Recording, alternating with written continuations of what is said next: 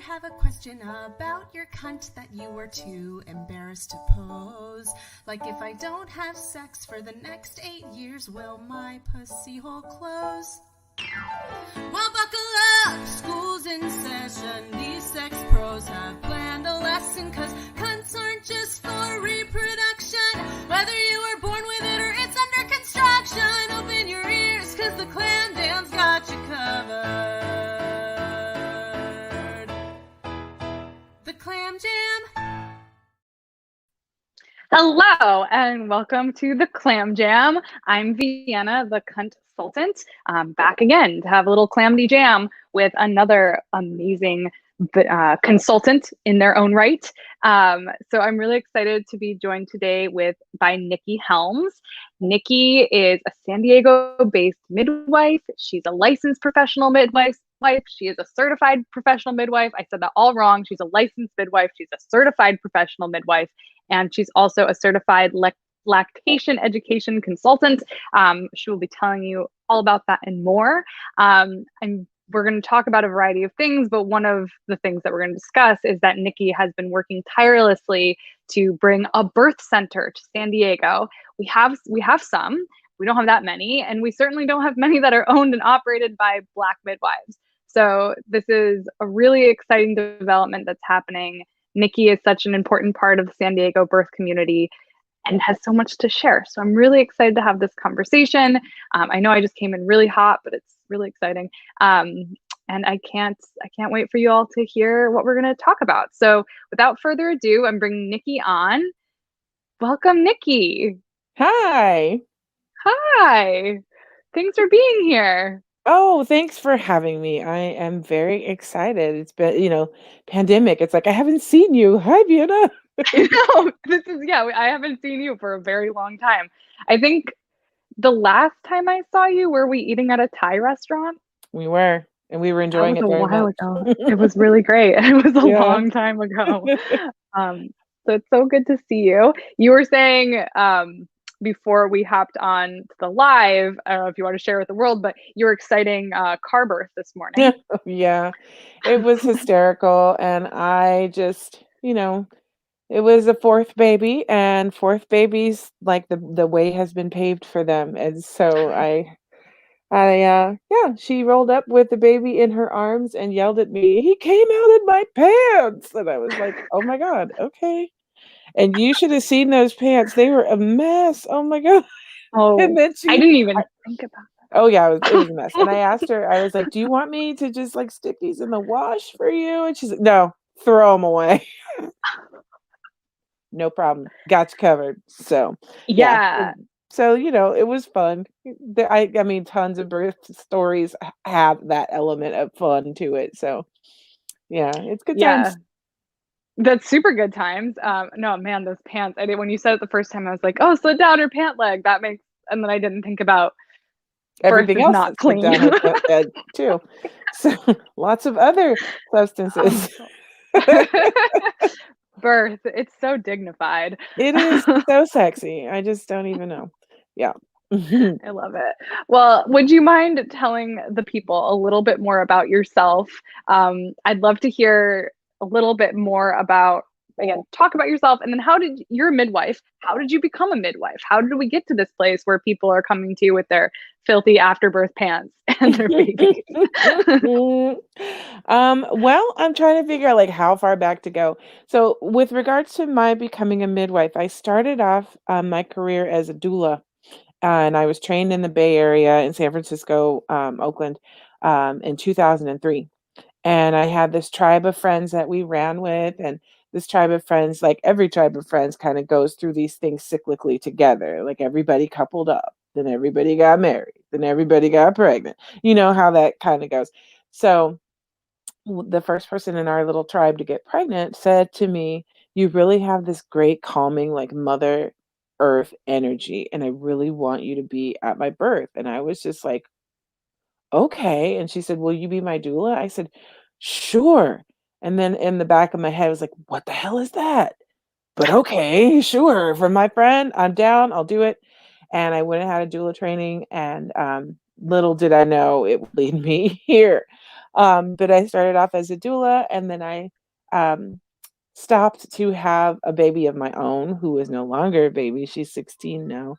Wow. Stopped to have a baby of my own, and then moved to San Diego in 2005, and really got ingrained in the birth community here, and started teaching, facilitating new mother support groups, and took a prenatal yoga teacher training. Just kind of getting in with the birth community in many peripheral ways, um, and then working as a doula still, and then had another baby, and then it was like, okay, great. Well, I got this kid strapped to my back. So then I started talking about breastfeeding and new mom support with an actual baby. Look, I got one. So, it was just all of those little things. Then I started teaching with the Birth Education Center. And then I started thinking to myself as a doula, I was like, there's something about this whole hospital birth thing. I don't think this is okay.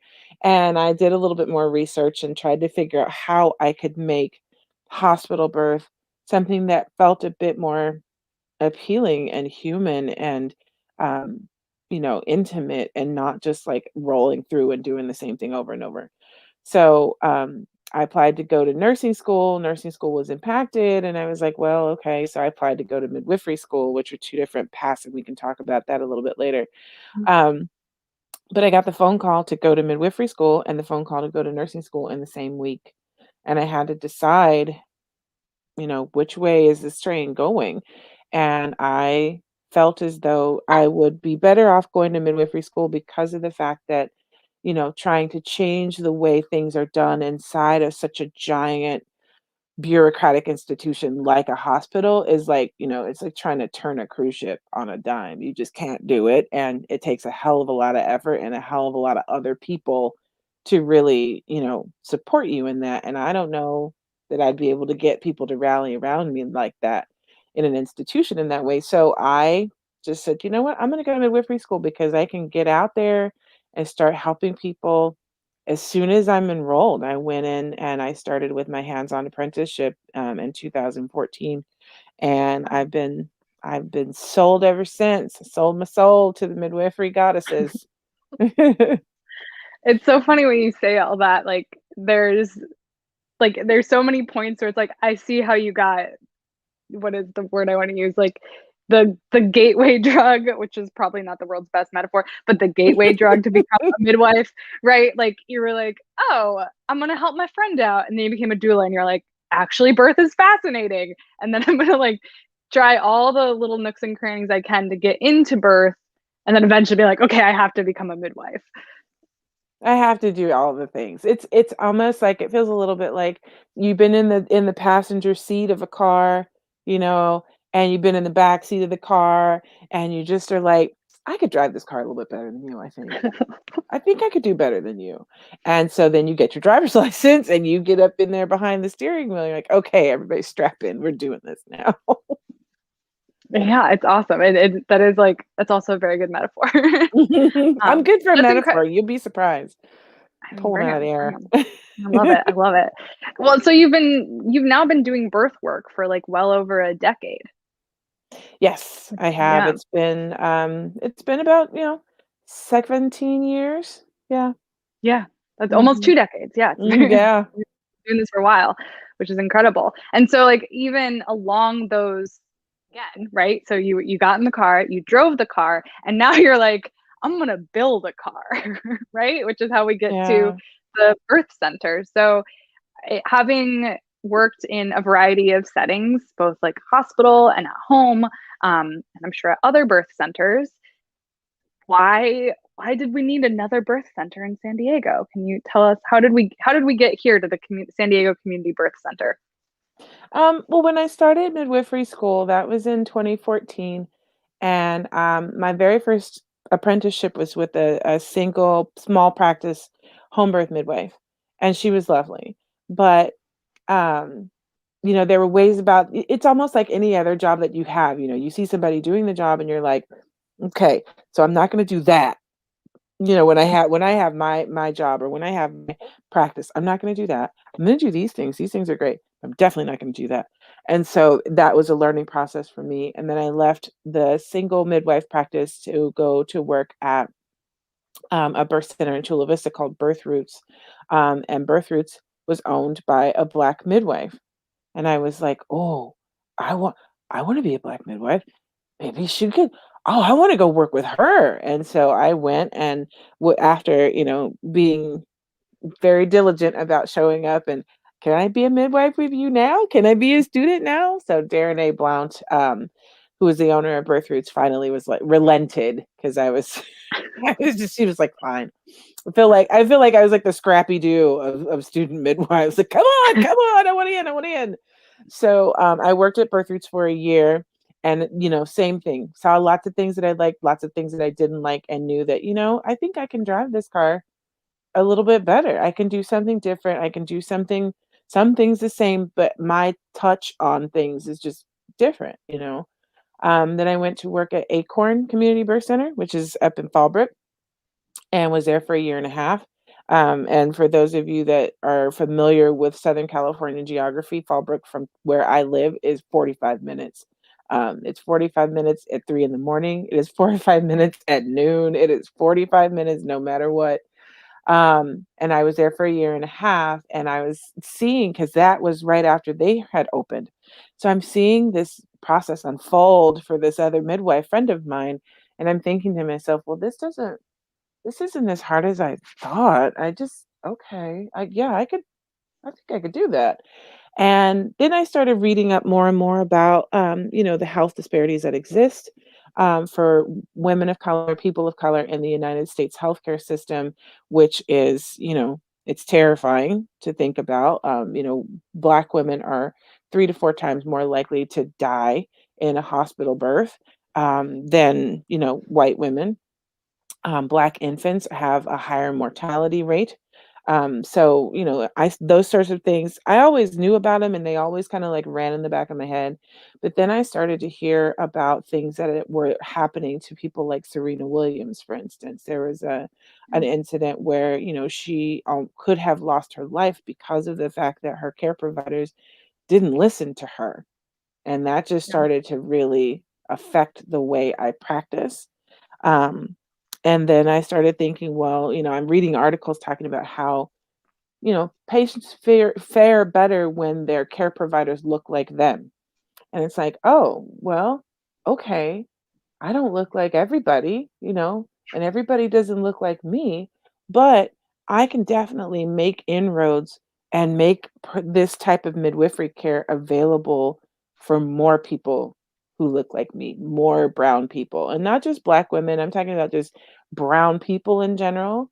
Um, and I also, feel a very strong kinship and community with the LGBTQIA community as well. So, I want to be able to bring them into this type of care as well, because I know there's a lot of damaging talk and there's a lot of lack of understanding that happens out there, especially in this type of industry, because everything tends to skew towards the binary, and we're just not there anymore. I don't know that we ever were, but now it's becoming like you have to be culturally aware about helping folks who identify in ways that people are not used to or not ready for or unskilled at. So I'm very conscious practitioner when it comes to stuff like that. So I wanted to be the one that, we all had our cliques in high school, and like my clique was the theater kids, and the theater kids were always like everybody else. Right? It was everybody else, because there was the kids over there, the jocks and the sports kids and the band kids were over there, and the math leets were over there, and the theater kids, we were just this eclectic group of people who nobody else kind of knew what to do with. And I was like, okay, I want to open a birth center for the theater kids. And so here we are. I love that. Yeah. Oh my God, it would be a confusing tagline, but I'm gonna think of it now as like the birth center for theater kids. I love that. Well, and I mean, everything you touched on is so important. Like there's all kinds of different people that give birth, right? There's all different different gender identities, different socioeconomic backgrounds, different racial backgrounds, different ethnic backgrounds, and all those things. Birth is not discrete. Birth is not its own thing. Birth is impacted. It's part of the life cycle. Everything, you're bringing all your stuff to birth, and it all applies. And all of this, I will, just to point out, people are not aware. I mean, the US as a developed country or an industrialized country has one of the worst birth outcomes, or very bad birth outcomes, given the level of access to care in this country. And that is largely due to the fact that the birth outcomes for Black women in particular are so bad. So it's so bad for Black women that our entire national average is really bad, and not in a way to, it's just, and once I knew about that, and then I putting those two things together, learning about the disparity for Black women, for Black birthing people, and that with white women and white birthing people, that was one thing. And then looking at it as a global thing, it's impacting certain people definitely more than others, but it's impacting everyone too. And so it's impacting, this idea that it's just oh, well, it's a Black problem or it's a white problem. It's there's responsibilities that some people, the white people, need to be taking on in these cases, but it's really affecting all of us in negative ways. And the same, I think about that a lot with when it comes to marginalized communities, and we start to think, oh, well, maybe it's just something that they need to deal with. It's no, it impacts everyone. We're all humans. We're all part of the theater kids at some point. And we're all born, Exactly. That's the thing. We're all born. So yeah, if this touches every single person just in a different way, and at different levels. So yeah, you're absolutely right. It's ubiquitous. It's everywhere. And, it's unfortunate that, especially now, in this time where, these issues on racial disparities are just coming more to the fore. Even though people who have these who live the lives like I do, inside the skin that you can't deny, we've known that this has been a problem for a long time. But now it's really being, the mirror is being held up to the face of America. And so people are becoming more aware about color blindness not necessarily being the best practice. I need you to see my color so that you can understand how my experience is different than yours or the next person down the line. Yeah, absolutely. Very well said. Absolutely. I forgot to mention at the top that also my dog is here. So my dog. Yeah, my dog's on the other side of the door. So he chimes in every once in a while, and I'll try to manage him, but he's right here. Anyway, also, so great. So all that being said, so there's this inception of this idea, and you're I can do this better. I can do this in a different way. I can do this for the theater kids. I'm going to keep using that because I love it. And then I know from following your journey, you did a GoFundMe. You were crowdsourcing. You were crowdfunding the birth center. So would you mind telling us more about that process? Because I know it was a very large undertaking you did, and it's still ongoing. Yes, it is still ongoing. We're still live on GoFundMe. And it was a little over a year ago, probably in January of 2020, before everything just went horribly wrong. A friend of mine said to me, I was talking to her about the birth center, and I was like, yeah, I think I want to open a birth center. I'm going to open, no, it wasn't even at that point. It wasn't even, I think I want to. It's I'm going to open this birth center. I just now need to figure out how. And she said, well, why don't you start a GoFundMe? And I was like, well, nobody's going to give me money for that. And she said, well, you never know. Give it a shot. The worst they could, worse, you can't be in any worse place than you are right now with no money and no great idea. All right, cool. So I put the GoFundMe together. And a few months later, we were all under lockdown. And then a lot of the footage came out about George Floyd's murder. And it was right around that time, a very good friend of mine said to me, hey, and this is one of those friends that, she calls you up and goes, hey, you're like, uh-oh, are you in jail? What's going on? And she said to me, do you still have that GoFundMe? And I said, yes. And she said, well, and you're a 501c3, right? And I said, yes. And she said, okay. And then she hung up. And I was like, what is happening? And what I didn't know was that she had started to really pump the GoFundMe and push it out on social media to a lot of the mom bloggers and home birth enthusiasts and Black physicians and Black women who were home birthers. And she was just pushing on the social media tip. And the next thing I knew, I'm getting a phone call from another friend of mine, Sabia Wade, who is on Instagram as the Black Doula. She called me up and she's like, "Hey, your GoFundMe is doing really great." And I said, "Oh, thanks." Thinking like, "Oh yeah, I got $5,000. That's awesome. I guess I'll try and figure out how to do something with that." And she says, "Have you seen it?" And I said, "Well, no, I'm out in the world doing things. I'll get back to it later." She says, "You're going to need to change your goal." And I was like, "Why?" And she says, "Well, you've almost reached it." And my initial goal was $25,000. Mhm. And when she called me, I was almost at 30. And I was like, "What?" So, for the next 3 to 5 weeks, I believe, I just kept changing the goal, kept changing, and people kept meeting it, kept meeting it. And I was like, "Well, okay." So, eventually the goal was set for $250,000. And I currently have I think it's $170,000 that people have donated. And because they believe in the cause, I also think too that, seeing how much the racial disparities affect people has really motivated people to support Black businesses and support Black people. And I feel like I got in at a really advantageous time, unfortunate and advantageous at the same time. In addition to the fact that at that same time, people were in a panic about COVID and they didn't want to go to the hospital. So people were like, "Well, what else can I do? I'm having this baby. I can't go to the hospital. I might get sick. This baby's coming. What am I going Yeah. to do?" And so the amount of home births really increased. And sure enough, the amount of birth center births also increased. And I was right there on the precipice waiting to open my doors in the middle of a pandemic.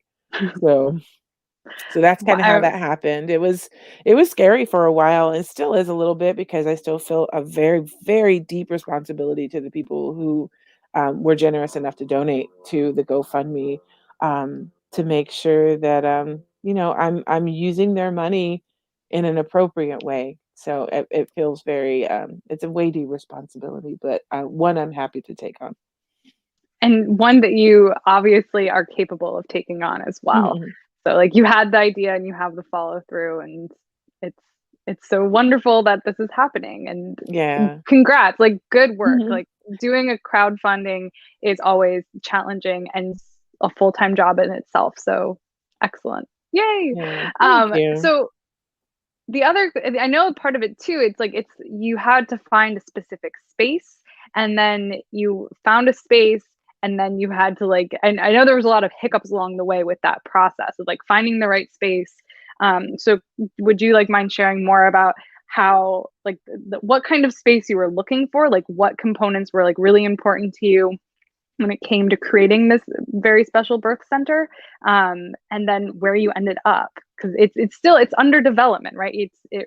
Or are you fully, your doors are fully open now? No, our doors Okay, are open. Yeah, fully we had open. our first full day of scheduled clients in January, on January 5th of Amazing. Okay, great. 2021. So we're 3 months in, almost four at this point. But the space I was looking for was it had to be convenient. It had to have parking. I had a lot of, it's almost like when you buy your first house, it's like, "Oh, I Mhm. wanted to have this and all these things and this bell and that whistle, and it has to have all the stuff." And, I want to make it's like, it's all you get real particular. Yeah. And then you have to start backing down from that, like, "Well, maybe this isn't so important," or, "Well, I guess being in this neighborhood isn't quite as important." You have to start adjusting those parameters based on what's available, based on, the feedback that you're getting when you're making these inquiries. Um, and I really wanted to put the birth center in Claremont because that's where I live.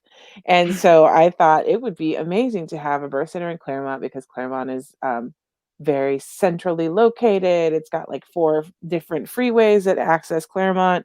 And I still have, I still keep an eye out on spaces in Claremont, but we wound up in Hillcrest. I call it Bankers Hillcrest because it's right Yeah. between, as you're going from one to the other.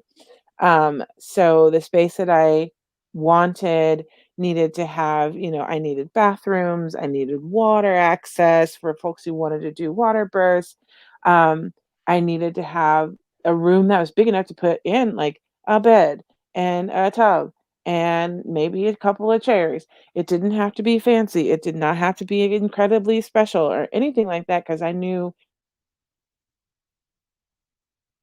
what I was almost more important than the space itself.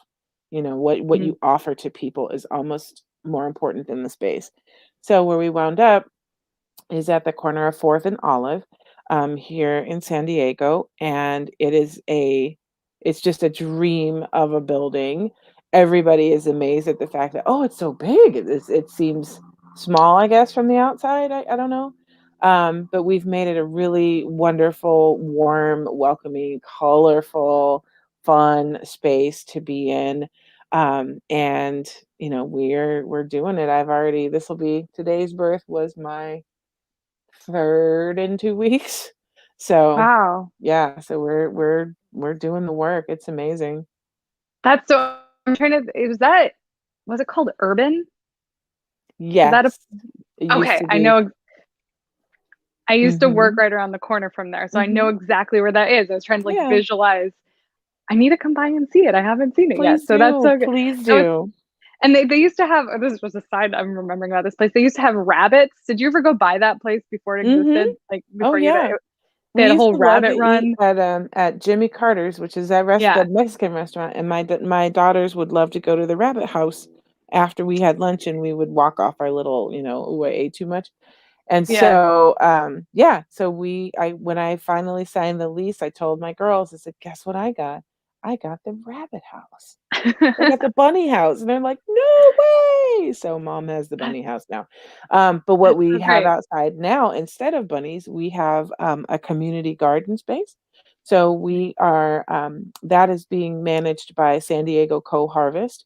And they have planted vegetables and herbs in our garden. So we use the herbs from the garden in tinctures and sitz bath herbs that we dry for our clients, and then the vegetables and things we give to the clients, and then a good majority of the vegetables go to, last time I checked, they went to City Heights Food Pantry.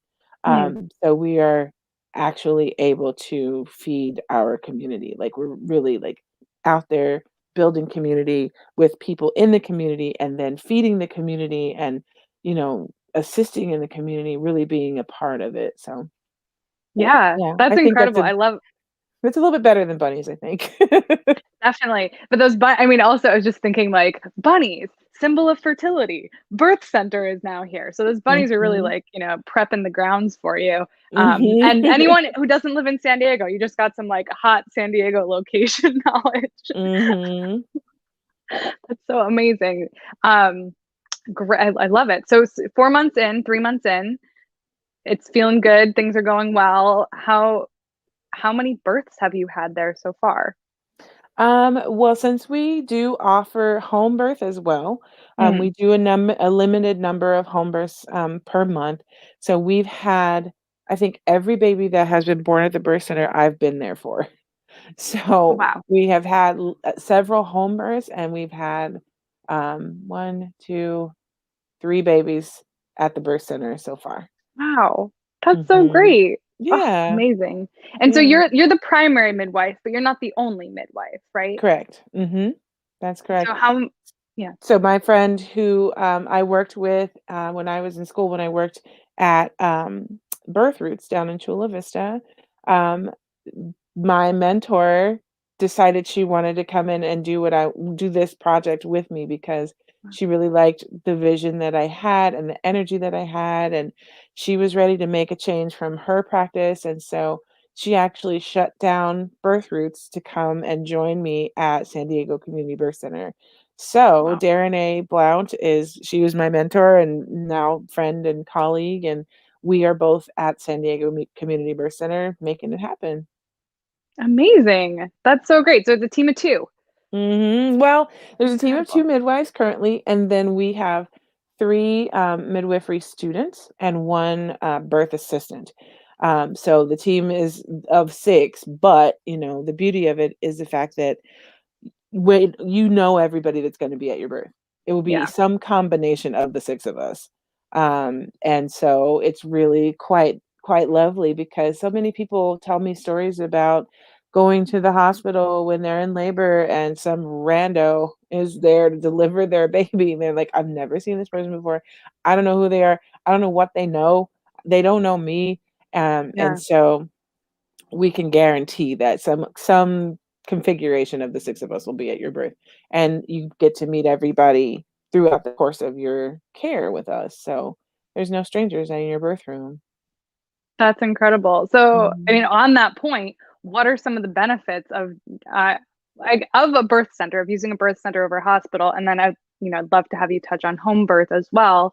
Um, but for people who may not know that this was an option or have never considered it, why would someone choose a birth center over a hospital? I think that for my purposes, because I think my birth center is just the best birth center in the whole world. It's because we offer a lot of complimentary services in the same space. So when you come to San Diego Community Birth Center, not only are you coming and you're having your prenatal care with the midwives, we also have a licensed acupuncturist, Dr. Shawnee Cooper, that works out of our Yep. space. We also have a lactation consultant, Jara Foster, who works out of our space as well. And I do, we do fertility counseling, we do well body checks, so we do well person exams for reproductive health care. We do all of these things, and it's still just the 6 of us. We're doing all of this stuff. When people are going to hospitals, particularly to have babies, there's a lot of restrictions on how they're allowed to have their baby.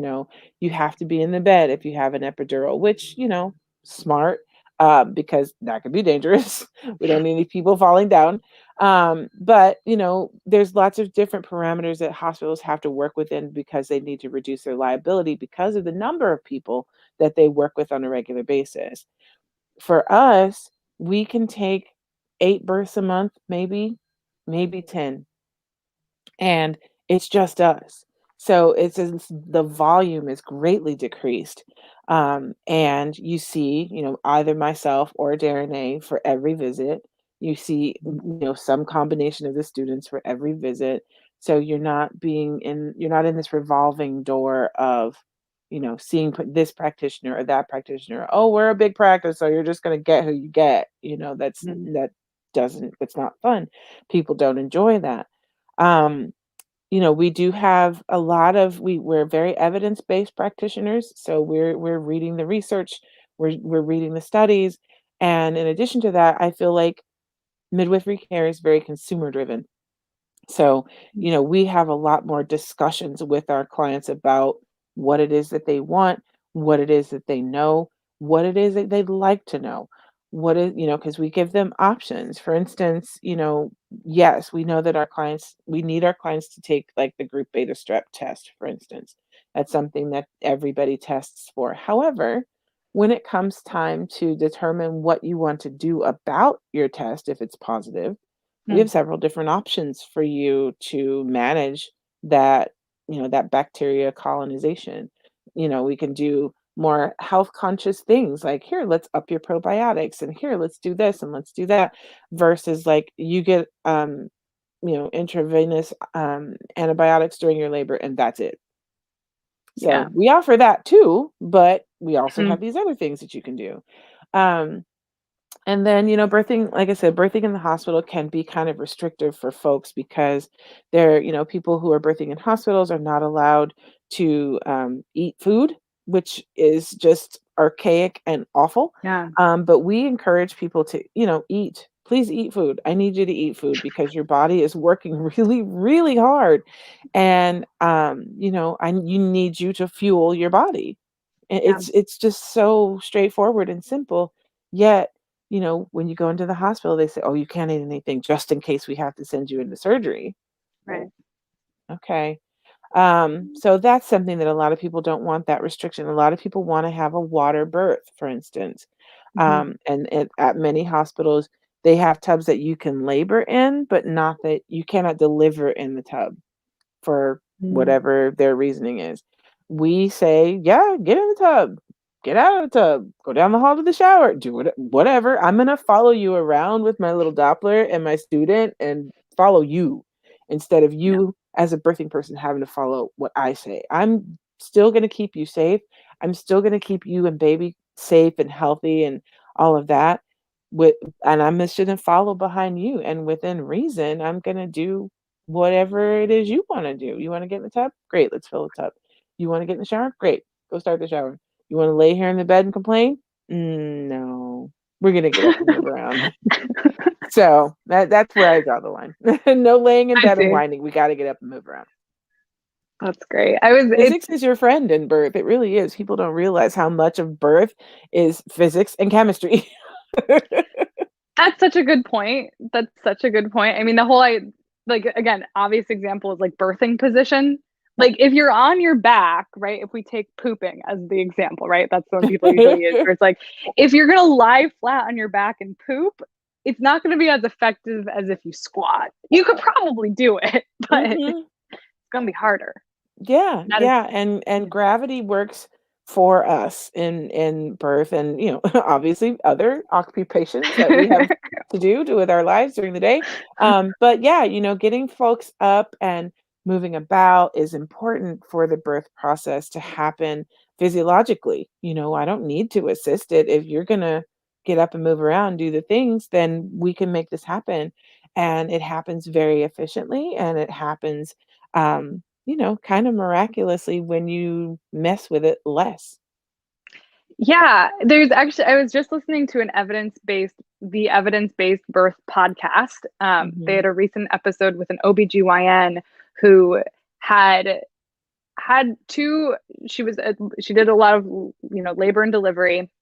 And then she had her own children, and her first child was a hospital birth, and she talked about that. And then she also talked about her second birth, which was a home birth. And so it was a really interesting conversation, and it was kind of a conversation from an OBGYN who had started on the other end of the spectrum of like always in a hospital, doctor knows best, and then she's changing her mind. She's learning more and changing her mind. And she came across, evidence-based birth and what they share, and that like shifted how she's thinking about things.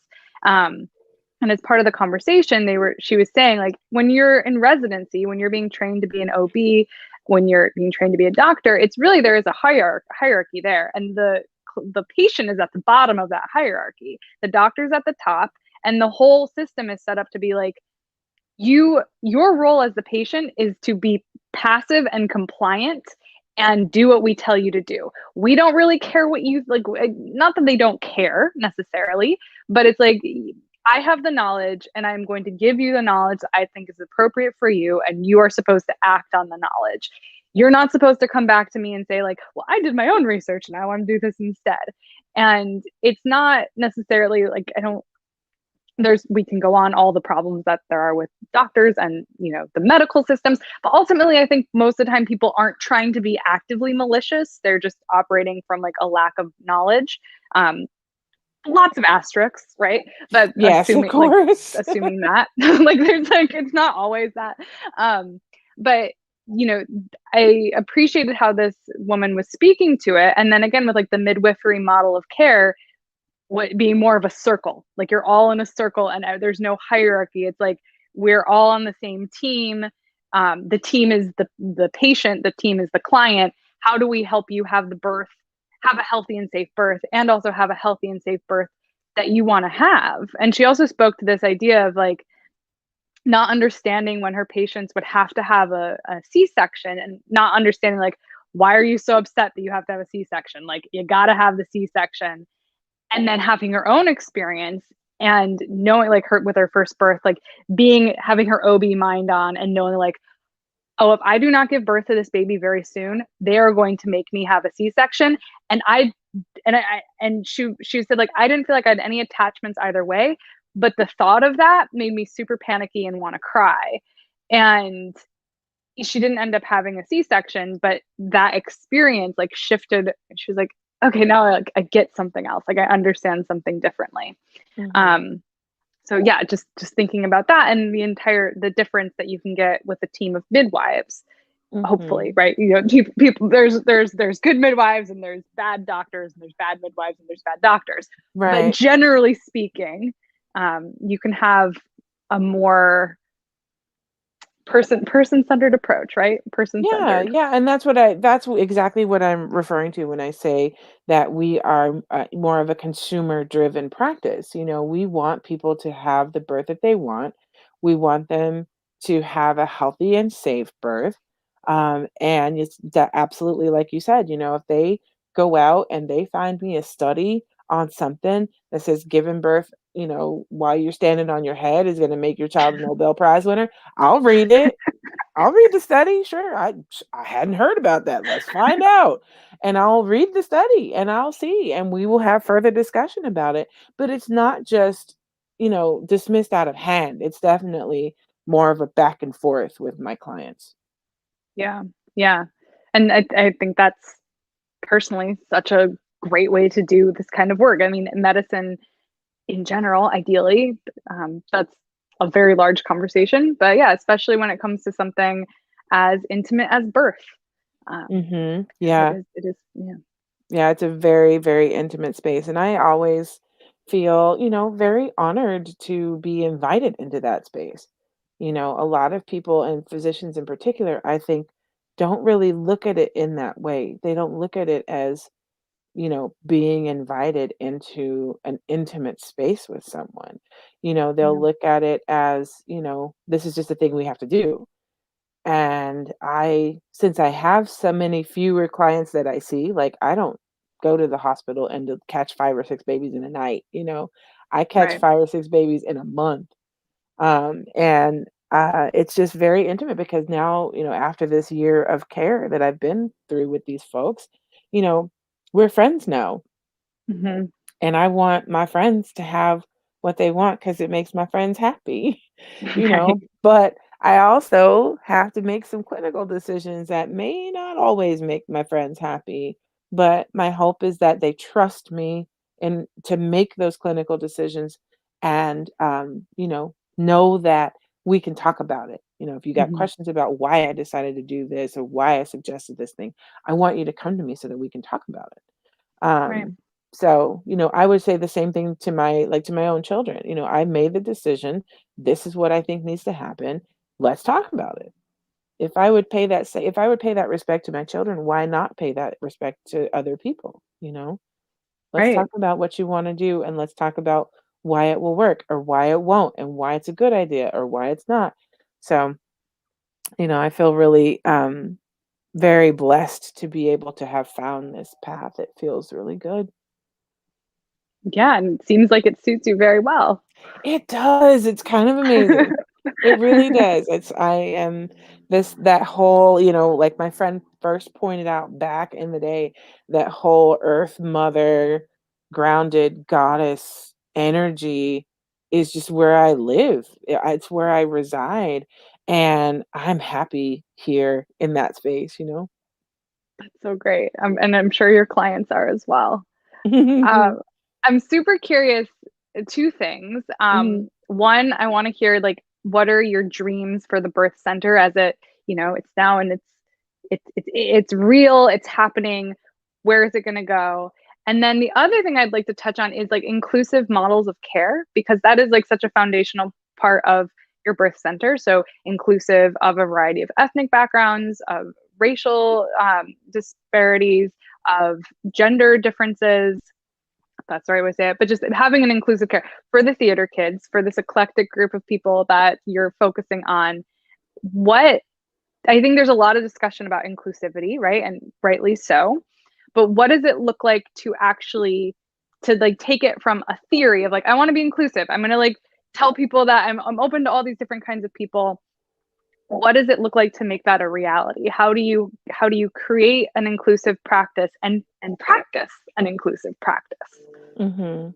Well, first of all, I'll answer your question about my dream for the birth center because the birth center has two one-bedroom apartments upstairs from our birth center, which is on the whole of the ground floor. So I would eventually like to take over the entire building and potentially make like a midwife ready room upstairs.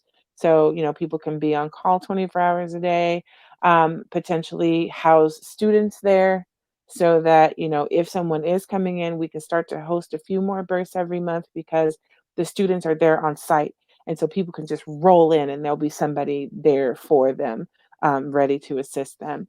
But also, we do have, like I said, an acupuncturist on site and we have a lactation consultant on site. And so my hope is to be able to have them maybe move their practices upstairs so that, oh yeah, you still get to have everybody here in the same building and one-stop shopping. Um, of course, I'd love to take over the world. But Just on the side on a Saturday, I don't have anything else to do. But my real objective is to really like look forward and pay forward the education that I have earned and the information that I've been given. And so, training students is really important for me who, I was a student not terribly long ago, so I'm really very close to that experience still. And the fact that, there are not a lot of Black midwives in San Diego County. As a matter of fact, there are this many. Four of us. and she's holding up 4 fingers. 4 fingers, there's 4 of us, and Yeah. so, Wow. as more women of color, people of color join, the midwifery education, pathway, there are not very many mentors out there who are, women of color, who are people of color, and so, I wanna be able to be that beacon, like, okay, Mhm. you're going to be a Black woman who goes to midwifery school. That's awesome. Come over here and work with us because sometimes it's hard to do when all you're surrounded by is white midwives and their experiences. And because we all, we view the world in a very different way. So Mhm. how do we practice our inclusivity model of care? Is by, walking the talk. We say these things and when we actually follow through and do them. So about a year and a half ago, maybe 2 years ago now, I started working with Ashley over at Creating Ken. The Creating Ken Collective is no, I don't want to say clearinghouse, but it's definitely a listing for practitioners that are really inclusive. And they're working Mhm. towards being inclusive, like actively working towards it, not just saying, oh, yeah, we're totally inclusive. It's cool because all the cool kids are inclusive, you know? So I'm working with Ashley Meacham Savarino gave me an opportunity. She and I both were awarded San Diego Pride grants. And so what we did was she started creating Kin, and I started hosting educational days for midwives and birth workers in San Diego to talk about trans birth. How do you support a trans man when they're birthing? What does that look like? What about the hormones? I know that they're on hormones. How do they stop hormones? What happens next? Because trans birth is something that happens, and it's something that I believe midwives are really well suited and well positioned to help with. Being Mhm. in a hospital situation can be kind of icky because you may see a male oriented name on the paper, but they're in the OB department, and so now you've got all these people standing outside the door scratching their heads. Whereas, when you're practicing to be an inclusive person, you're thinking about that, and it is not foreign to you. It's not something you see every day, but it's also not foreign. The Mhm. fact that they call themselves seahorse dads, which I think is just amazing, and I love it so much. I But we love worked that. with Tristan Reese, and Tristan Reese is he is a trans man who he and his partner had a baby, and he was in the news and all the things. He did a TED talk. It was all he was on the Moth Radio Hour, all these things. And so we had Tristan to come and speak with the birth workers and doulas and um, midwives and nurses and people came and attended and listened to his presentation about actually doing the work to be inclusive. So I work and try to make sure that, all of our language is inclusive, all of our statements are inclusive, everything, because Mhm. everybody doesn't identify as a woman. And there's been a lot of pushback in the midwifery community about just that little piece of it. Instead of saying woman, we're now, we ask people to say the words birthing person instead of mama or the she, using she pronouns all the time, because it is not always the case that a birthing person identifies with a female pronoun. And that blows the minds of some of the the older school midwives. They're just not able to pivot like that and adapt and change. And I Mhm. think that as out of hospital midwives, community midwives, we're uniquely positioned to be able to serve that clientele with an amazing level of love and respect and care and dignity that is not necessarily possible in a hospital system. Yeah. And everything that you're saying is this the manifestation of the idea of like be the change or like show the example, right? And I Hmm. know for me in my life, in my practice, I have seen other people be examples to me that's just, oh, that's a thing I could actually do. Oh, that's another option. And seeing that it just having someone else model that there's a possibility. And like many of the things you pointed to, like you worked with different people and you said, I'm going to take this, I'm going to leave that. But the fact that you have this birth center now, the fact that you're saying I am a Black midwife and I am not only a Black midwife, I'm a Black midwife who has a birth center and I have a birth center that serves all these different kinds of people. And you can be inclusive and you can have a community garden that used to have rabbits and you can do all these things. And it doesn't have to look a particular way because maybe this has never existed before. And we all have something unique to share. Everyone has a unique perspective to bring. There could be hundreds of Black midwives, and God willing, God is willing, we have hundreds of Black midwives in San Diego due to your work, but still everyone would bring something unique. And Hmm. I think and have a unique perspective and offer something specific to their clients, just as we all do. So the fact that you are bringing this into fruition, like this, that the fact that this birth center exists and the fact that it has these principles behind it, just I can see it doing so much to just open the doors for more of what we want to see happen. And that's why it's important to me that, we have students, Hmm. because when you are, you're active from this particular perspective of inclusion and this particular perspective of care and dignity and cultural competency, we're doing the world one better than we got.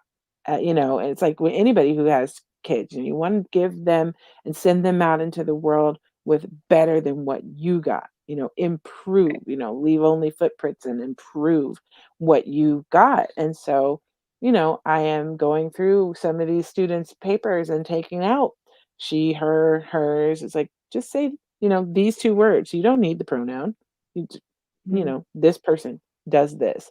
So I feel like it's really important to be able to move the practice of midwifery forward by having these students and training them in this way, with this model of care, with this level of inclusivity, with this level of thought that goes into how do we treat someone in a cultural competent way? How do we treat someone with dignity and respect and kindness and love? Because no one deserves less than that. Yeah, absolutely. And again, midwifery is so perfect for that because it is such a model of apprenticeship still. Like that's how you Mhm. learn as a midwife. I'm not a midwife, I know some midwives, but you learn by working with other midwives. Like midwifery school is not, in my understanding, is not as robust as, I mean, that's the wrong word, but it's not like you get some theory and then you go off and you learn to be a midwife by being a midwife, by working with someone, by being an apprentice. And so it's not just like you get it all in school and then you just figure it out on your own. Like you're learning alongside people who have more experience than you. And that is I think it's a pretty unique model still. I mean, maybe I'm sure there's other industries where that happens, but that direct experience knowledge is, again, well suited to like changing a lot of these the things we wish to see changed in our current culture. A lot of the antiquated notions about, like I said, everything skewing towards the binary and you're Mhm. either this or you're that. I remember there was a midwife that I was working with and I had just started in her practice and I was this new, wet behind the ears baby midwife, which I still kind of am. And this particular midwife said to her clients, "Why are you calling your baby they? I mean, it's either a boy or a girl." And it broke my heart. I was Yeah, like, dang, you can't even give this child a chance. You have yeah, to gender them right off the bat. You can't even show the respect that parents of that child deserve when they say to you, "We're calling our baby they." All right, cool. You don't need to comment on not your that. business. Yeah, No, it doesn't make any difference in how I do my job and how you feel about your pregnancy. It makes no difference. What I am able to do is, and when I heard that, it was like, oh, it was a dagger. And I was yeah. like, oh, that's not Well, good. It didn't and I feel don't know. good. I always feel like it's akin to being like, my name. This is my name. And you're like, I think that's a stupid name. And I'm not going to call you that. It's like, well, it's my name. What do you want from me? You Yeah, know. it's definitely like, well, like I said, that is my prime example. That and the fact that like I sat through a lecture one time with a group called Elephant Circle. And Elephant Circle is amazing and they talk about inclusivity and LGBTQIA inclusivity in the birth world. And they had come down, one of their lecturers had come to San Diego to do a class, and there were midwives that were in the class that could not wrap their brains around the fact that um, in the LGBTQIA2 plus acronym, there was not a place for them. Like, Mm, wait, I'm a cis het white woman. Where's my spot? Honey, there isn't one for mhm, you. And mhm. they did not compute. They were just like, I don't understand. What do you mean? What do you mean there's no place for me? There just isn't, and so Yeah. many people I've heard, other students that have said, "Oh, well, I went to this lecture hall one time and they had a sign on the door that said, 'Oh, it's for students of color and it's about learning these additional learning opportunities that were available.' And I wanted to go in and they said I couldn't. And I just didn't understand why. I just wanted to learn too. And it's like, because it's not for you. I don't know how much more clear I can put it. So this is the type of tide that I'm trying to turn Mhm. in the education of students so that, they are exposed to someone who's already thinking that way, who's already thinking about, these non-binary folks. We're thinking about different family structures. If you have a polyamorous family come in and one person is pregnant, it's not necessarily your business who got them pregnant. Everybody's there, Right. so everybody's involved. Certain things are important to know about the parentage for the medical perspective, but if you got a kid that's in a house that is going to have 6 people in that house that just love on them and dote on them and, take them to soccer games and movies and out, then fine. More Yeah. kids need more people to love on them like that. So, Absolutely. someone who comes from this perspective like I do is really, I think I just am genuinely inclusive in my heart, in my soul, in the ground of who I am is, come Yeah. on, everybody, let's do it.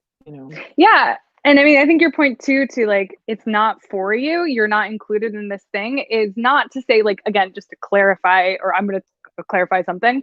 Um, it's not to say that like you're not included. It's just like, we're not talking about you right now. This is not about you. Not everything is about you. And especially as cisgendered, heterosexual white people, that is like who things have always, like, that has been the default for so long in media, right? Not like in lived experiences, but in how things are discussed. So when there are signs that say this is for people of color only, white people, being a white person, right, we tend to have this reaction that's like, but what about me? And the fact is, like, everything else was for you. There's lots of things that were just for you and weren't for people of color. They weren't allowed to be here. So relax. You have plenty of other things. And it's not permanent. But I think it's really, I think inclusivity is super important, like having very mixed spaces of all kinds of diversity. And then also it's important for people who identify as certain things to have their own spaces, right? So like you can have you can have a people of color only group. You could it's I'm going to say it, it sounds really weird, but you could have like a white woman only group too, which sounds like really uncomfortable given the history of things. But there are certain experiences that white women can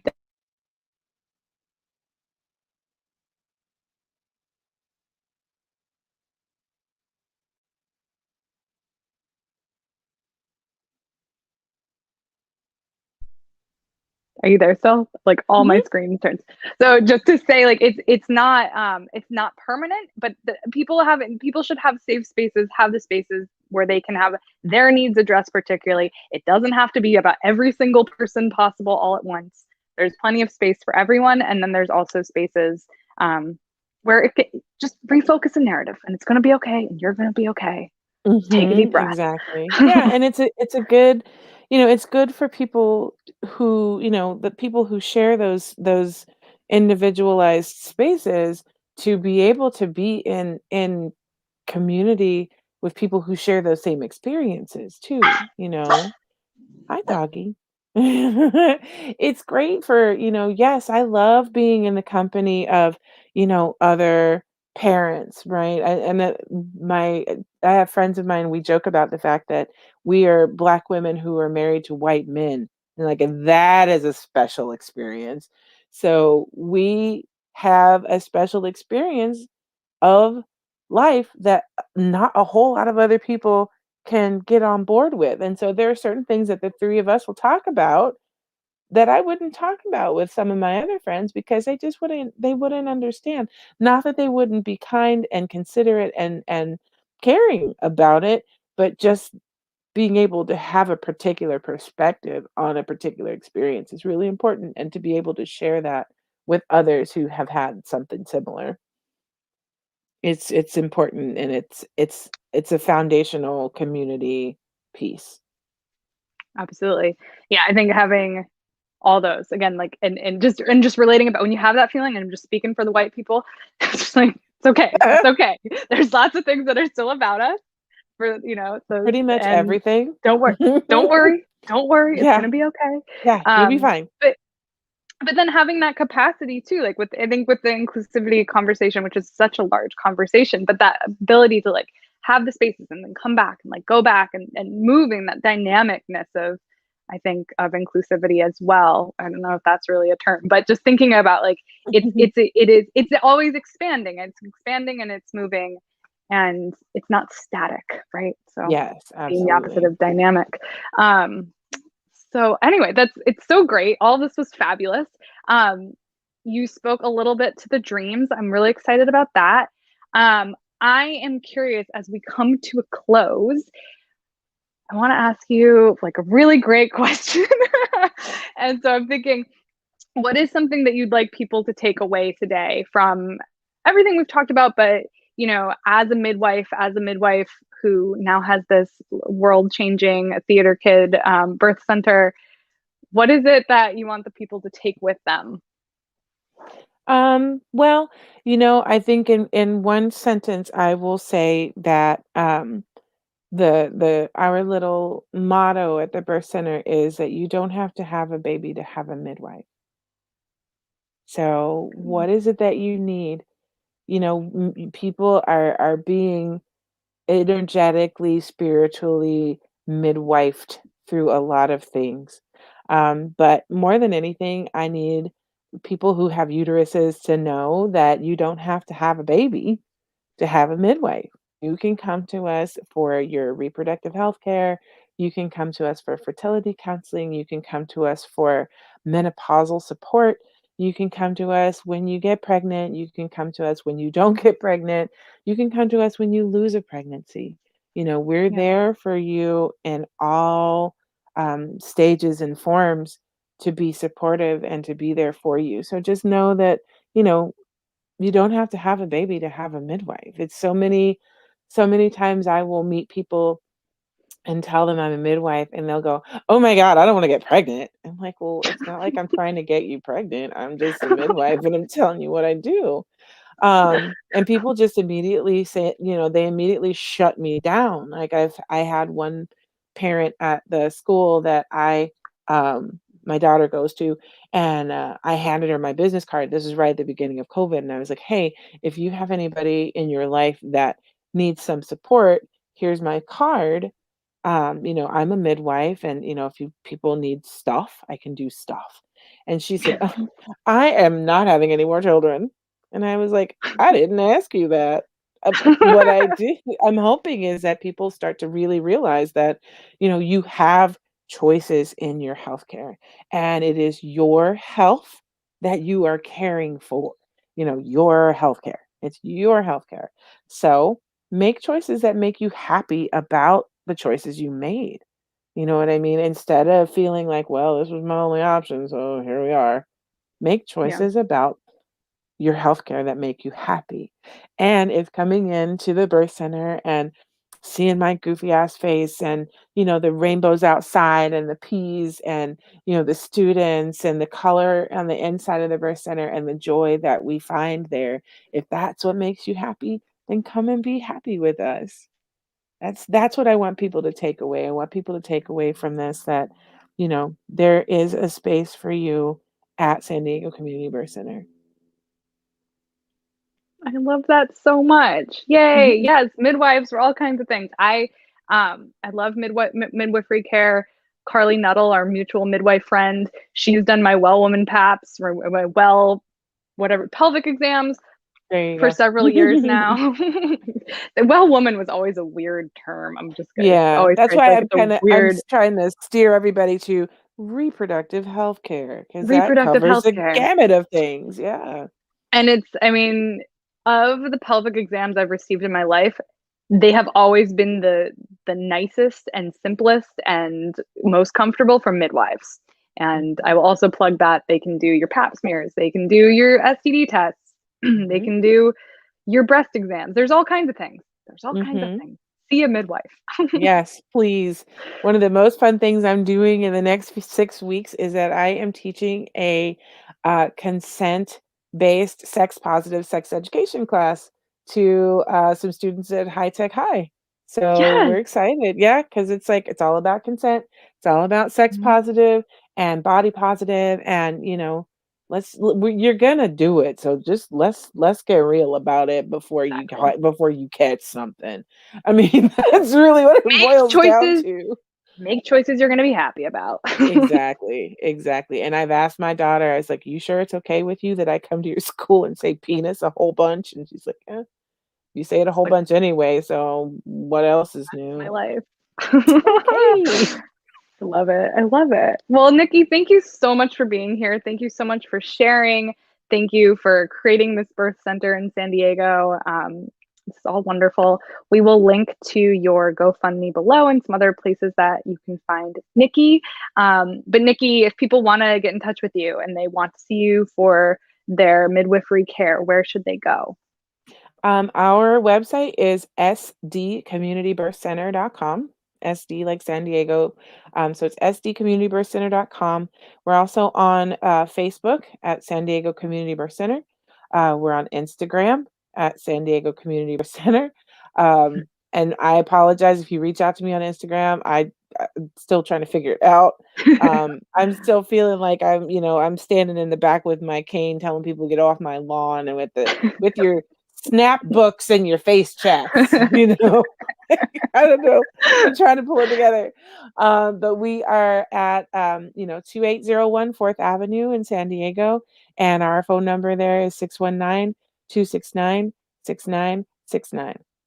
Yay. Yay. Go to the what used to be the bunny house. Yes, go to the Thank you, Bunny House. Nikki. Thank you. Thank you. Best of luck with this year and all of the endeavors.